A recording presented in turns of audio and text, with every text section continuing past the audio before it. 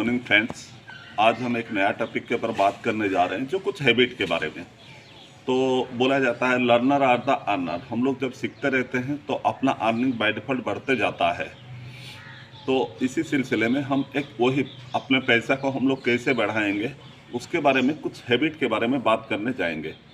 ये जो सीखने का सिलसिला हमने कंटिन्यूसली जारी किए हैं, ये इसीलिए जारी किए हैं क्योंकि दुनिया का एक ही रूल है। हम लोग जो यूनिवर्स को देते हैं वो हमारे पास रिटर्न होके आता है, और जब रिटर्न में आता है तो वो मल्टीप्लाई होके आता है।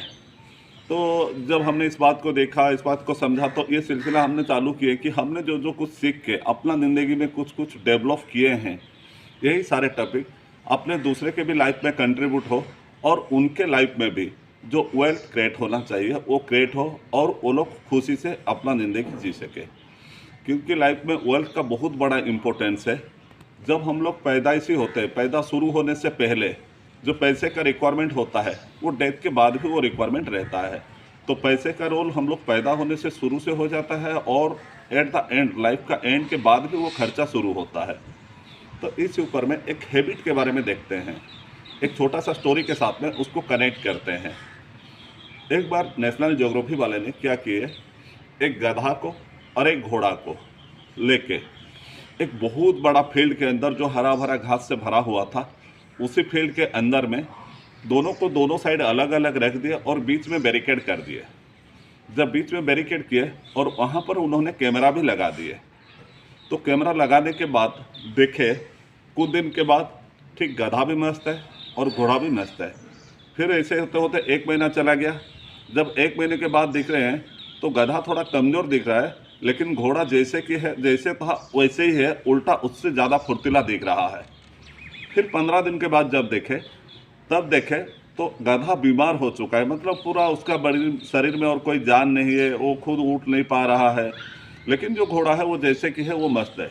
तो उन्होंने उसका रीज़न ढूंढा, क्योंकि दोनों एक ही जगह में है, एक ही एटमॉस्फेयर है, एक ही क्लाइमेट है, सारे कुछ है।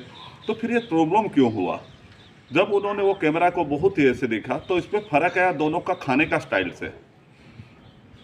जब गधा खाता है तो वो फील्ड को, वो जो ग्रास था, वो ग्रास को वो पूरा रूट से निकाल के खा लेता था। तो उसमें रूट से निकाल के उसको झाड़ उड़ के उसमें खा रहा था, तो वो ग्रास का सारा रूट से निकल जाता था, तो उसके बाद वो ग्रास और वहाँ नहीं उग पाता था। लेकिन जो घोड़ा था वो सिर्फ घास का टीप को खाते जा रहा था, और गधा आज इधर से थोड़ा तो काल उधर से थोड़ा खा रहा था, लेकिन हर से एक तरफ से एक लाइनिंग से खाते खाते जा रहा था। तो जब उसका उधर से ख़त्म होते होते जा रहा है तो इधर से फिर नया उगना शुरू हो जाता है। तो जो घोड़ा का फील्ड है वो हरा भरा पड़ा हुआ है, लेकिन जो गधा का फील्ड है वो सूखा मिट्टी जैसे पड़ा हुआ है।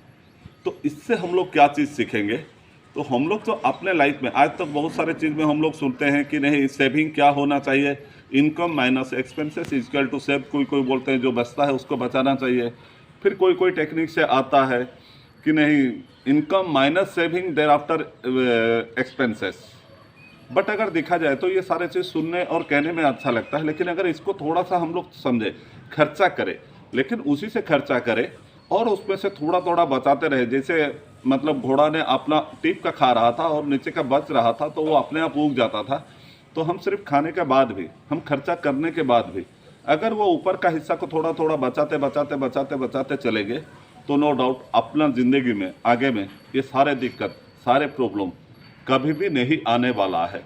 तो ये स्टोरी से हम सीखते हैं कि सेविंग कैसे करना चाहिए और क्यों, पूरा ग्रास से नील नहीं करके, पूरा रूट से नहीं उखाड़ के, कैसे उनको रूट छोड़ के मेंटेन करना चाहिए, क्योंकि आगे के लिए अपना ज़िंदगी में कभी भी कोई भी दिक्कत या प्रॉब्लम ना आए। Thank you.